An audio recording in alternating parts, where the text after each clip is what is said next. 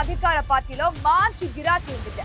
తొలిసారి టికెట్ పొందిన వారితో పాటు పార్టీతో సుదీర్ఘ అనుభవం ఉన్న సీనియర్లు కూడా రేస్ లో మేమున్నామంటూ ముందుకొస్తున్నారు.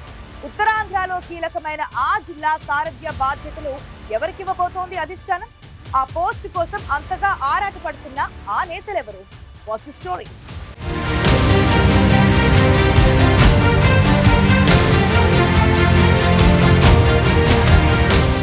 విజయనగరం జిల్లా తెలుగుదేశం పార్టీ అధ్యక్ష పదవికి పోటీ తీవ్రంగా ఉందట. ప్రస్తుతం అధ్యక్షుడిగా ఉన్న కిమిడి నాగార్జునకి డీసీసీబీ చైర్మన్ పదవి కట్టబెట్టడంతో జిల్లా అధ్యక్ష పదవికి పలువురు నాయకులు పోటీ పడుతున్నారు.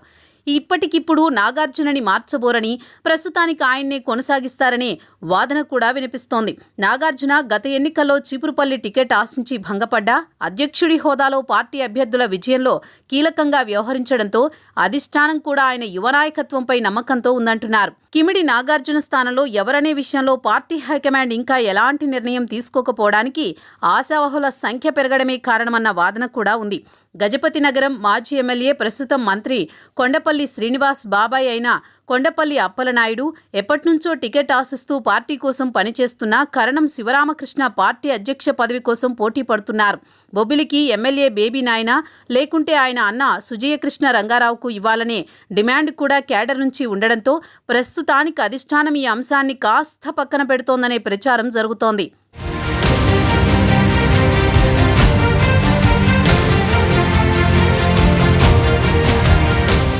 కిమిడి నాగార్జున స్థానంలో అంగబలం అర్ధబలం ఉన్న నాయకుడి కోసం కసరత్తు చేస్తోందట టీడీపీ అధిష్టానం.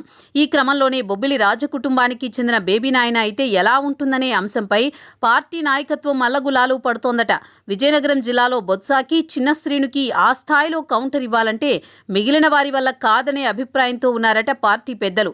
అందుకే బేబీ నాయన అయితే బెటర్ ఆప్షన్ అని హైకమాండ్ భావిస్తున్నా అధ్యక్ష పదవి చేపట్టేందుకు ఆయన సుముఖంగా లేరని సమాచారం.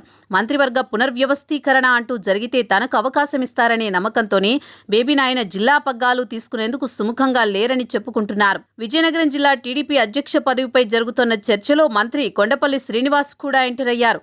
తన నియోజకవర్గానికి చెందిన వారి పేర్లు వినవస్తుండడంపై అసహనంతో ఉన్నారట మంత్రి.